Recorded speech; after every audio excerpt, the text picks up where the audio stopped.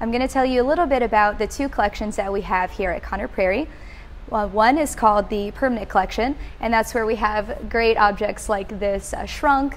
We have a bunch of really cool pieces, all from the 1800s or 1700s.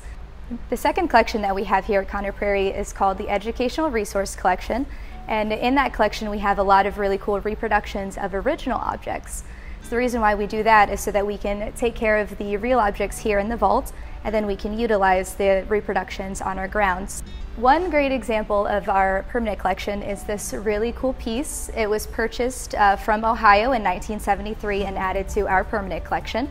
It's called a Schrank, which is German basically for cabinet. It's made out of walnut and has this really cool reproduction faux graining on there. So that was actually done by whoever made the cabinet back in the 1800s. This piece is actually reproduced for our Educational Resource Collection. You'll find it on the Conner Prairie grounds in the Golden Eagle. In order to preserve our permanent collection for as long as possible, we have amazing craftsmen on our staff that can reproduce objects. Reproducing pieces of furniture or any reproductions for a museum craftsman is really educational. It's fun. You have to reverse engineer almost, or think in reverse the processes that were used, and it challenges you. That's kind of how you learn to observe, take good measurements, look at the subtleties of the piece to see how it's constructed.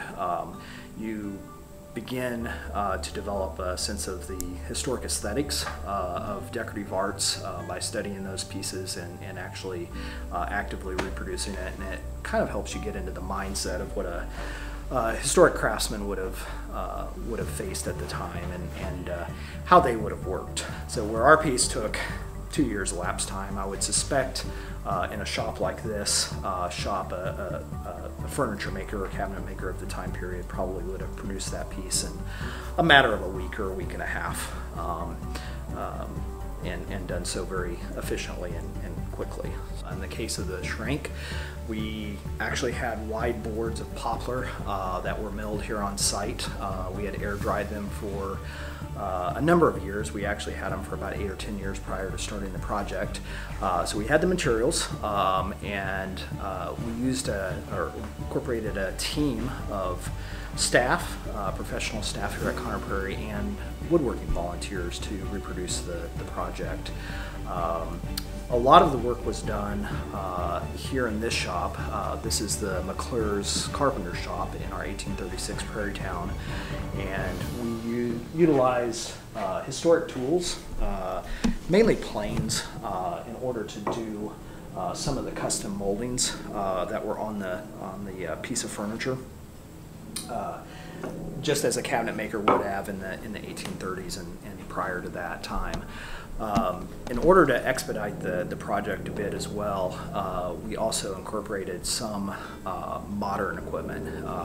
So rather than spending the time hand planing the wood to dimension, we actually used a surface planer and utilized some modern tools like that. So it was a combination there. So reproduction work as craftsmen here at Conner Prairie is really good for our own edification. To get into the mindset of 19th century craftsmen, to learn about their products, learn about techniques, learn about the aesthetics of the time. This helps us in the work that we do interpreting those trades out on the historic grounds. It also helps us tremendously in teaching classes. We teach classes here in textiles and hearth cooking and blacksmithing and pottery and woodworking, and what we strive to do is focus on historic techniques and not only have a blend of those techniques that were the hand techniques that we're teaching, but we also want to teach participants in those classes a bit more about the history. Nathan, our historic trades manager, can reproduce these really great blacksmithing objects. All of these pieces get used on our grounds, so stuff like fireplace equipment and things like pie lifters and S-hooks all get used on the grounds. One of our potters, Larry Gilliam, has been here for many, many years, and he can make these beautiful reproductions of 1800s pottery that we use on site. And this is a reproduction, so it is part of our Educational Resource Collection. But we do have original pieces in other parts of the vault that are actually from the 1800s.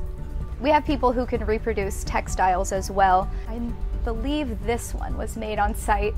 This red and blue coverlet is a reproduction of one of the original Connor coverlets from the Connor house. Everything in this aisle is an original piece, so you have some great jugs here that are all original that we added to our collection in the 80s, but they're a couple of 100 years old.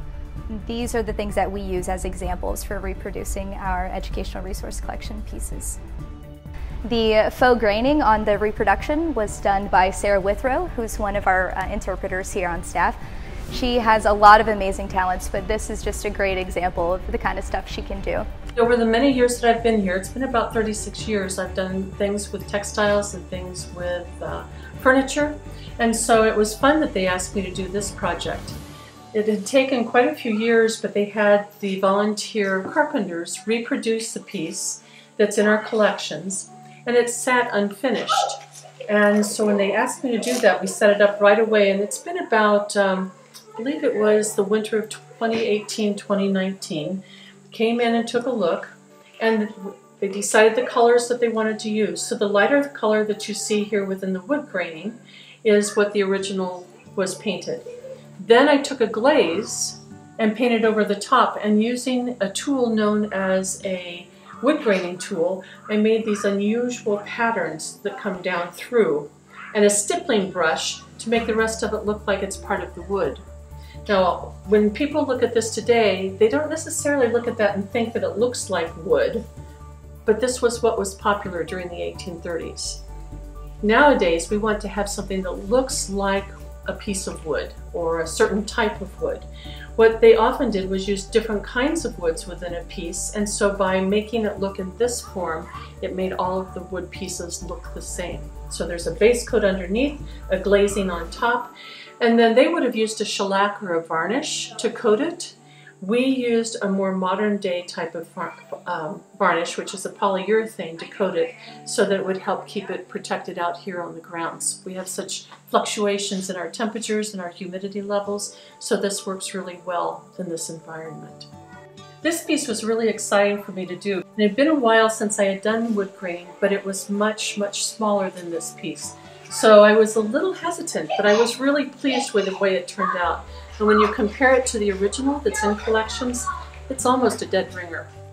Through our permanent collection and our educational resource collection, we do our best to not only interpret history, but preserve it as well. So you'll find the interpretive pieces on our grounds, and you'll find all of our permanent collections pieces here in the vault.